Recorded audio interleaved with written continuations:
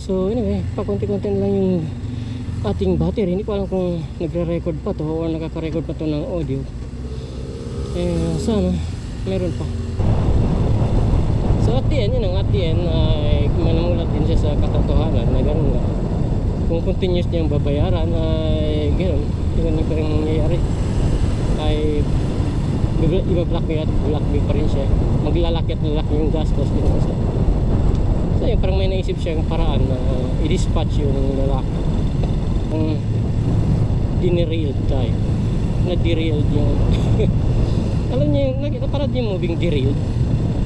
Ang pa yung moving derailed, yung may nakita siyang babae sa train na maganda, sexy, pero siya may asawa. So yun, nung nakamit niya yung babae, kumbaga naging close siya. Parang naakit siya. Welcome to my party, we're just getting started. A life is a dream or a nightmare scarring. Hand me a drink cause I think I'm going all in.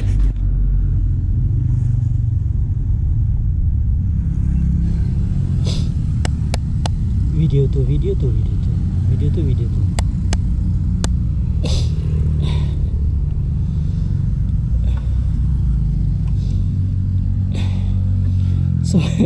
So what's up po mga katambay. Tumambay po tayo sandali dito sa may golf para mapahinga yung motor at the same time magpagpahinga din tayo konti. Napagod pa ako galing sa San Ramon. Sobrang init. So sobrang init po sa San Ramon. Kaya eto, napatambay tayo dito sa may Boulevard. Mga 30 minutes po ako nagpahinga dyan. Nandun sana ito para matulugan natin, di ba? Kaya kaso lang medyo madumi ng konti. Si Buddy natutulog. So anyway, gusto ko na rin sana gawin yung ginawa niya. Matulog din ako. Kaya lang madumi yung eto, madumi. Kaya yan, umupo lang tayo dyan. So anyway,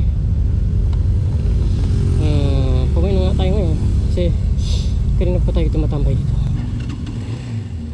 So anyway, pakunti-kunti na lang yung ating battery. Hindi ko alam kung nagre-record pa to o nakaka-record pa to ng audio. Sana meron pa. So pauwi na po tayo. Dito na lang tayo dadaan sa may San Roque, since gusto ko sana dumaan sa Boulevard, kaya lang parang kakaunti na lang talaga yung battery natin. At yung isang battery ay ginamit ko na dito sa Hero 6 kasi na-low bat na, nag-zero bat na yung sa Hero 6. Kaya eto, yung sa ating Hero 7 ay pa-low bat na rin. Kaya baka hindi na tayo kakabot sa Boulevard. Sobrang low bat na siya. Sana meron pa. Hindi ko alam kung hindi ko makikita kasi wala tayong salamin. Hindi ko na makikita dito. Yung nakikita ko lang itong Hero 6 natin kung meron pang battery. Pero naglobat na to kaya pinalitan natin ng battery. Kaso tatlo lang yung battery natin kaya nalagay na natin dito sa may Hero 6 yung isa. Kaya yung sa ating Hero 7, yung dito sa ating helmet ay wala nang extra. So pag dalobat to, siguro malamang hindi na tayo makaka-proceed sa recording. Pero hindi ko alam kung gaano kalayo yung Boulevard. Pero tansya ko lang baka hindi nakakapot kaya uwi na lang tayo. Kasi siguro sa Boulevard parang mga 5 to 10 minutes from here. Okay, yung layo niya 5 to 10 minutes mula dito ang Boulevard. So more or less yung battery natin mga 3 minutes na 3 minutes na lang siguro to, hindi ko alam. So kung 3 minutes na lang baka hindi na tayo makakaabot sa ating target, which is Boulevard. So dito na tayo lang sa San Roque papunta sa pauwi ng bahay. At doon tayo dun sa may diversion road sa likod na yun. Kalimutan ko anong tawag na sa daan dun sa likod. Diversion road ata yun. Continue yun ng diversion road yung lampas sa Eagle. Mula sa diversion road, i-continue mo yun, lampas ka ng Eagle, so diversion road pa rin. So doon tayo daan sa diversion road nga. Patuloy na pagkasabi ko, nalobat na talaga yung ating Hero 7 dito. Kaya lang nagre-record pa naman siya so far. Hindi ko pa naririnig na nagbibip. Normally, pag mag-lowbat na po yan siya, magbibip siya. Malakas yung beat ng Hero 7. So hindi ko pa naman naririnig. Diretso na tayo sa Sutterville. Sutterville tayo. Para makaabot pa tayo ng Boulevard. Sa Sutterville. Nakala ko yung truck na yun. Parang dinerailed tayo.